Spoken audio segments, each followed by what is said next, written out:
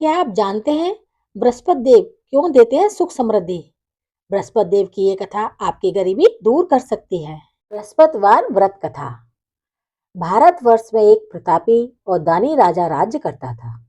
वह नित्य गरीबों और ब्राह्मणों की सहायता करता था। यह बात उसकी रानी को अच्छी नहीं लगती थी। वह न गरीबों को दान देती, न ही भगवान का पूजन करती थी और राजा को भी दान देने से मना किया करती थी। एक दिन राजा शिकार खेलने वन को गए तो रानी महल में अकेली थी। उसी समय बृहस्पति देव साधु वेश में राजा के महल में भिक्षा के लिए गए और भिक्षा मांगी। रानी ने भिक्षा देने से इनकार किया और कहा, हे साधु महाराज, मैं तो दान पुण्य से तंग आ गई हूँ। मेरा पति सारा धन लुटाते रहते हैं। मेरी इच्छा है कि हमारा धन नष्ट हो जाए, फिर न रहेगा बांस न बजेगी बांसुरी। साधु ने कहा, देवी, तुम तो बड़ी विचित्र हो। धन संतान तो सभी चाहते हैं, पुत्र और लक्ष्मी तो पापी के घर भी होने चाहिए। यदि तुम्हारे पास अधिक धन है तो भूखों को भोजन दो, प्यासों के लिए प्याऊ बनवाओ, मुसाफिरों के लिए धर्मशाला खुलवाओ। जो निर्धन अपनी कुंवारी कन्याओं का विवाह नहीं कर सकते हैं, उनका विवाह करा दो। ऐसे और कई काम हैं जिनके करने से तुम्हारा यश और लोक और परलोक में फैलेगा। परंतु रानी पर उपदेश का कोई प्रभाव न पड़ा। वह बोली, महाराज, आप मुझे कुछ न समझाएं। मैं ऐसा धन नहीं चाहती जो हर जगह बांटती फिरूं। साधु ने उत्तर दिया, यदि तुम्हारी ऐसी इच्छा है तो तथास्तु। तुम ऐसा करना कि बृहस्पतिवार को घर लीपकर पीली मिट्टी से अपना सिर धोकर स्नान करना, भट्टी चढ़ाकर कपड़े धोना। ऐसा करने से आपका सारा धन नष्ट हो जाएगा। इतना कहकर वह साधु महाराज वहां से आलोप हो गए। साधु के अनुसार कई बातों को पूरा करते हुए रानी को केवल 3 बृहस्पतिवार ही बीते थे कि उसकी समस्त धन संपत्ति नष्ट हो गई। भोजन के लिए राजा का परिवार तरसने लगा। तब एक दिन राजा ने रानी से बोला कि हे रानी, तुम यहीं रहो, मैं दूसरे देश को जाता हूँ, क्योंकि यहाँ पर सभी लोग मुझे जानते हैं, इसलिए मैं कोई छोटा कार्य नहीं कर सकता। ऐसा कहकर राजा परदेश चला गया। वहां वह जंगल से लकड़ी काट कर लाता और शहर में बेचता। इस तरह वह अपना जीवन व्यतीत करने लगा। इधर राजा के परदेश जाते ही रानी और दासी दुखी रहने लगी। एक बार जब रानी और दासी को 7 दिन तक भोजन नहीं मिला तो रानी ने अपनी दासी से कहा, हे दासी, पास ही के नगर में मेरी बहन रहती है। वह बड़ी धनवान है। तू उसके पास जा और कुछ ले आ, ताकि थोड़ी बहुत गुजर बसर हो जाए। दासी रानी की बहन के पास गई। उस दिन गुरुवार था और रानी की बहन उस समय बृहस्पतिवार व्रत की कथा सुन रही थी। दासी ने रानी की बहन को अपनी रानी का संदेश दिया, लेकिन रानी की बड़ी बहन ने कोई उत्तर नहीं दिया। जब दासी को रानी की बहन से कोई उत्तर नहीं मिला तो वह बहुत दुखी हुई और उसे क्रोध भी आया। दासी ने वापस आकर रानी को सारी बात बता दी। सुनकर रानी ने अपने भाग को कोसा। उधर रानी की बहन ने सोचा कि मेरी बहन की दासी आई थी, परंतु मैं उससे नहीं बोली, इससे वह बहुत दुखी हुई होगी। कथा सुनकर और पूजन समाप्त करके वह अपनी बहन के घर आई और कहने लगी, हे बहन, मैं बृहस्पतिवार का व्रत कर रही थी। तुम्हारी दासी मेरे घर आई थी, परंतु जब तक कथा होती है तब तक ना तो उठते हैं और ना ही बोलते हैं, इसलिए मैं नहीं बोली। कहो दासी क्यों गई थी? रानी बोली, बहन, तुमसे क्या छिपाऊं, हमारे घर में खाने तक को अनाज नहीं था। ऐसा कहते कहते रानी की आंखें भर आईं। उसने दासी समेत पिछले 7 दिनों से भूखे रहने तक की बात अपनी बहन को विस्तार पूर्वक सुना दी। रानी की बहन बोली, देखो बहन, भगवान बृहस्पति देव सबकी मनोकामना को पूर्ण करते हैं। देखो, शायद तुम्हारे घर में अनाज रखा हो। पहले तो रानी को विश्वास नहीं हुआ, पर बहन के आग्रह करने पर उसने अपनी दासी को अंदर भेजा तो उसे सचमुच अनाज से भरा एक घड़ा मिल गया। यह देखकर दासी को बड़ी हैरानी हुई। दासी रानी से कहने लगी, हे रानी, जब हमको भोजन नहीं मिलता तो हम व्रत ही तो करते हैं, इसलिए क्यों ना इनसे व्रत और कथा की विधि पूछ ली जाए, ताकि हम भी व्रत कर सकें। तब रानी ने अपनी बहन से बृहस्पतिवार व्रत के बारे में पूछा। उसकी बहन ने बताया, बृहस्पतिवार के व्रत में चने की दाल और मुनक्का से विष्णु भगवान का केले की जड़ में पूजन करें तथा दीपक जलाएं, व्रत कथा सुने और पीला भोजन ही करें। इससे बृहस्पति देव प्रसन्न होते हैं। व्रत और पूजन विधि बताकर रानी की बहन अपने घर को लौट गई।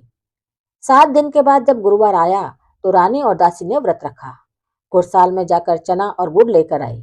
फिर उसके केले की जड़ तथा विष्णु भगवान का पूजन किया। अब पीला भोजन कहाँ से आए, इस बात को लेकर दोनों बहुत दुखी थी। क्योंकि उन्होंने व्रत रखा था, इसलिए बृहस्पति देव उनसे प्रसन्न थे। इसलिए वे एक साधारण व्यक्ति का रूप धारण करके 2 थालों में सुंदर पीला भोजन दासी को दे गए। भोजन पाकर दासी प्रसन्न हुई और फिर रानी के साथ मिलकर भोजन ग्रहण किया। उसके बाद वे सभी गुरुवार को व्रत और पूजन करने लगी। बृहस्पति भगवान की कृपा से उनके पास फिर से धन संपत्ति आ गई, परंतु रानी फिर से पहले की तरह आलस्य करने लगी। तब दासी बोली, देखो रानी, तुम पहले भी इस प्रकार आलस्य करती थी। तुम्हें धन रखने में कष्ट होता था, इस कारण सभी धन नष्ट हो गया, और अब जब भगवान बृहस्पति की कृपा से धन मिला है तो तुम्हें फिर से आलस्य होता है। रानी को समझाते हुए दासी कहती है कि बड़ी मुसीबतों के बाद हमने यह धन पाया है, इसलिए हमें दान पुण्य करना चाहिए, भूखे मनुष्यों को भोजन कराना चाहिए और धन को शुभ कार्यों में खर्च करना चाहिए, जिससे तुम्हारे कुल का यश बढ़ेगा, स्वर्ग की प्राप्ति होगी और पितृ प्रसन्न होंगे। दासी की बात मानकर रानी अपना धन शुभ कार्यों में खर्च करने लगी, जिससे पूरे नगर में उसका यश फैलने लगा। एक दिन राजा दुखी होकर जंगल में एक पेड़ के नीचे आसन जमाकर बैठ गया। वह अपनी दशा को याद करके व्याकुल होकर लगा। बृहस्पतिवार का दिन था। एकाएक उसने देखा कि निर्जन वन में एक साधु प्रकट हुए। वह साधु वेश में स्वयं बृहस्पति देवता थे। लकड़हारे के सामने आकर बोले, हे लकड़हारे, इस सुनसान जंगल में तू चिंतामग्न क्यों बैठा है? लकड़हारे ने दोनों हाथ जोड़कर प्रणाम किया और उत्तर दिया, महात्मा जी, आप सब कुछ जानते हैं, मैं क्या कहूँ?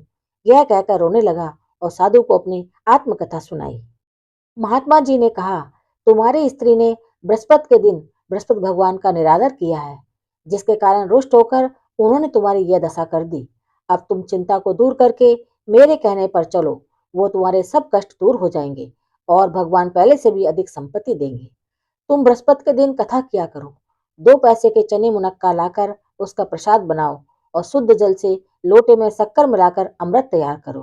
कथा के पश्चात अपने सारे परिवार और सुनने वाले प्रेमियों को अमृत व प्रसाद बांटकर आप भी ग्रहण करो। ऐसा करने से भगवान तुम्हारी सब मनोकामनाएं पूरी करेंगे।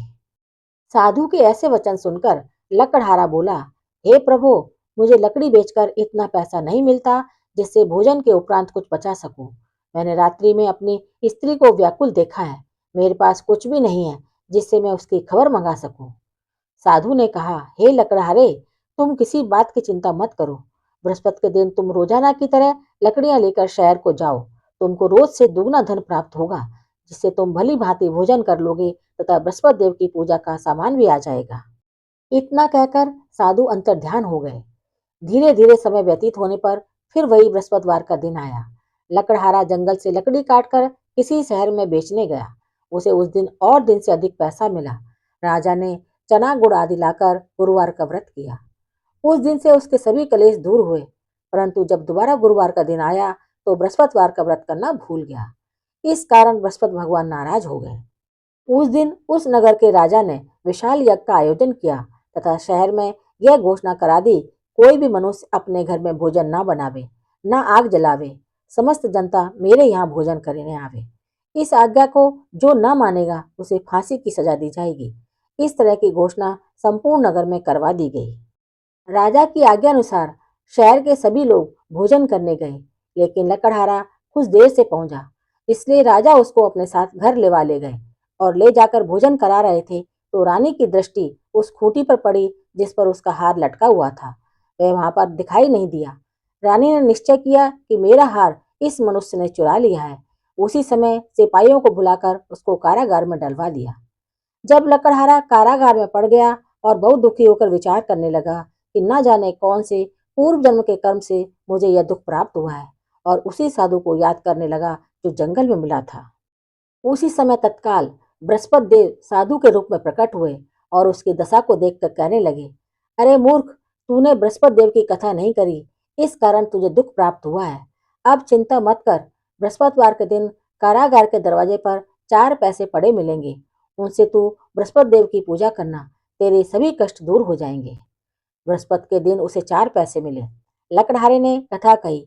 उसी रात्रि को बृहस्पति देव ने उस नगर के राजा को स्वप्न में कहा, हे राजा, तुमने जिस आदमी को कारागार में बंद किया है वह निर्दोष है।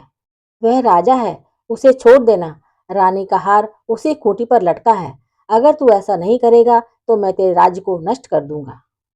इस तरह रात्रि के स्वप्न को देखकर राजा प्रातःकाल उठा और खूंटी पर हार देखकर लकड़हारे को बुलाकर क्षमा मांगी तथा लकड़हारे को योग्य सुंदर वस्त्राभूषण देकर विदा कर दिया। बृहस्पति देव की आज्ञानुसार लकड़हारा अपने नगर को चल दिया। राजा जब अपने नगर के निकट पहुंचा तो उसे बड़ा आश्चर्य हुआ। नगर में पहले से अधिक बाग, तालाब, कुएं तथा बहुत सी धर्मशाला, मंदिर आदि बन गए थे। राजा ने पूछा, ये किसका बाग और धर्मशाला है? तब नगर के सब लोग कहने लगे, यह सब रानी और बांदी के हैं। तो राजा को आश्चर्य हुआ और गुस्सा भी आया। जब रानी ने यह खबर सुनी कि राजा आ रहे हैं तो उन्होंने बांदी से कहा कि हे दासी, देख राजा हमको कितनी बुरी हालत में छोड़ गए थे। हमारी ऐसी हालत देखकर वह लौट ना जाए, इसलिए तू दरवाजे पर खड़ी हो जा। आज्ञा अनुसार दासी दरवाजे पर खड़ी हो गई। राजा आए तो उन्हें अपने साथ लिवा लाई। तब राजा ने क्रोध करके अपनी रानी से पूछा, यह धन तुम्हें कैसे प्राप्त हुआ? तब उन्होंने कहा, हमें यह सब धन बृहस्पति देव के इस व्रत के प्रभाव से प्राप्त हुआ है। राजा ने निश्चय किया कि 7 रोज बाद तो सभी बृहस्पति देव का पूजन करते हैं, परंतु मैं प्रतिदिन दिन में 3 बार कहानी तथा रोज व्रत किया करूंगा। अब हर समय राजा के दुपट्टे में चने की दाल बंधी रहती। राजा दिन में 3 बार कहानी कहता। एक रोज राजा ने विचार किया कि चलो अपनी बहन के यहाँ हुआ में। इस तरह निश्चय कर राजा घोड़े पर सवार हो अपनी बहन के यहाँ को चलने को हुआ। मार्ग में उसने देखा कि कुछ आदमी एक मुर्दे को लिए जा रहे हैं। उन्हें रोककर राजा कहने लगा, अरे भाइयों, मेरी बृहस्पति देव की कथा सुन लो। वे बोले, लो, हमारा तो आदमी मर गया है, इसको अपनी कथा की पड़ी है। परंतु कुछ आदमी बोले, अच्छा कहो, हम तुम्हारी कथा भी सुनेंगे। राजा ने दाल निकाली और जब कथा आधी हुई थी कि मुर्दा हिलने लग गया, और जब कथा समाप्त हो गई तो राम राम करके मनुष्य उठ खड़ा हो गया। आगे मार्ग में उसे एक किसान खेत में हल चलाता मिला। राजा ने उसे देख और उससे बोले, अरे भैया, तुम मेरी बृहस्पतिवार की कथा सुन लो। किसान बोला, जब तक मैं तेरी कथा सुनूंगा तब तक 4 हरैया जोत लूंगा।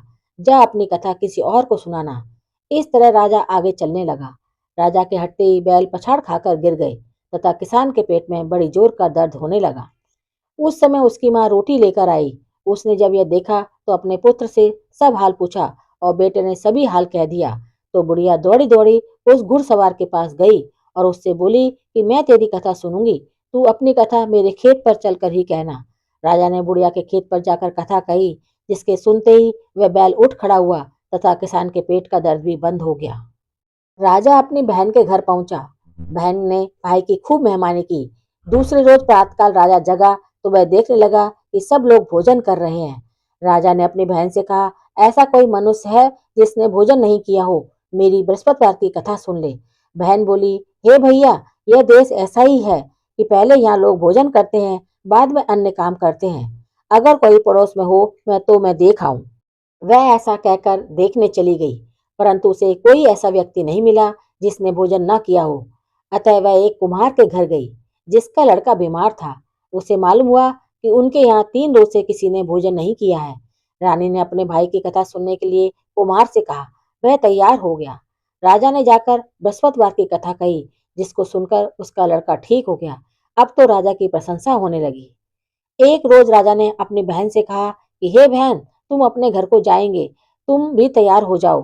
राजा की बहन ने अपनी सास से कहा। सास ने कहा, चली जाओ, परंतु अपने लड़कों को मत ले जाना, क्योंकि तेरे भाई को कोई औलाद नहीं है। बहन ने अपने भाई से कहा, हे भैया, मैं तो चलूंगी पर कोई बालक नहीं जाएगा। राजा बोला, जब कोई बालक नहीं चलेगा तब तुम ही क्या करोगी? बड़े दुखी मन से राजा अपने नगर को लौट आया। राजा ने अपनी रानी से कहा, हम निर्वंशी हैं, हमारा मुंह देखने का धर्म नहीं है और कुछ भोजन आदि नहीं किया। रानी बोली, हे प्रभु बृहस्पति देव, हमें सब कुछ दिया है, वे हमें औलाद अवश्य देंगे। उसी रात को बृहस्पति देव ने राजा से स्वप्न में कहा, हे राजा उठ, सभी सोच त्याग दे, तेरी रानी गर्भ से है। राजा की यह बात सुनकर बड़ी खुशी हुई। 9वें महीने में उसके गर्भ से एक सुंदर पुत्र पैदा हुआ। तब राजा बोला, हे रानी, स्त्री बिना भोजन के रह सकती है पर बिना कहे नहीं रह सकती। जब मेरी बहन आवे तो मुझसे कुछ मत कहना। रानी ने सुनकर हाँ कर दिया। जब राजा की बहन ने यह शुभ समाचार सुना तो वह बहुत खुश हुई तथा बधाई लेकर अपने भाई के यहाँ आई। तभी रानी ने कहा, घोड़ा चढ़कर तो नहीं आई, गधा चढ़ी आई। राजा की बहन बोली, भाभी, मैं इस प्रकार ना कहती तो तुम्हें औलाद कैसे मिलती? बृहस्पति देव ऐसे ही हैं, जैसे जिसके मन में कामनाएं होती हैं सभी को पूर्ण करते हैं। जो सद्भावना पूर्वक बृहस्पतिवार का व्रत करता है एवं कथा पढ़ता है अथवा सुनाता है या सुनता है, बृहस्पति देव उसकी सभी मनोकामनाएं पूर्ण करते हैं। जैसी सच्ची भावना से रानी और राजा ने उनकी कथा का गुणगान किया तो उनकी सभी इच्छाएं बृहस्पति देव जी ने पूर्ण की। इसलिए पूर्ण कथा सुनने के बाद प्रसाद लेकर जाना चाहिए। हृदय में उसका मनन करते हुए जयकारा बोलना चाहिए। बोलो बृहस्पति देव की जय, भगवान विष्णु की जय।